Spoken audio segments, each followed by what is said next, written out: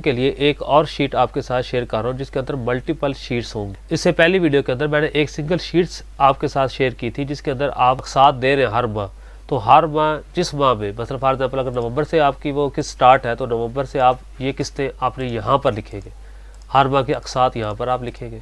अगर आप भर्ती हुए हैं अभी यानी आपका पीछे से बैलेंस ज़ीरो था तो आप ज़ीरो रहने दें, अगर आपका पीछे से बैलेंस था तो आप यहाँ पर वो बैलेंस लिख दें। और इसको आपने नहीं छेड़ना, ये खुद ब खुद ऑटो कैलकुलेशन शीट है।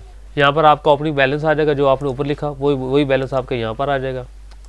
टोटल डिपॉजिट आपकी ये हो जाएगी, यानी उस एक साल के अंदर आपने कितना प्रॉफिट था 22-23 का, टोटल आपका ये आ जाएगा। और अगर आपने कोई विड्रा कराया हुआ है तो वो यहाँ से माइनस होकर क्लोजिंग बैलेंस आपका नीचे, और ओके करेंगे तो ये शीट की कॉपी यहाँ पर आ जाएगी आपके सामने। अब इस शीट का आपने क्या करना है कि इसकी शीट पर आपने यहाँ पर इक्वल का साइन लगाना है और नीचे जो है आप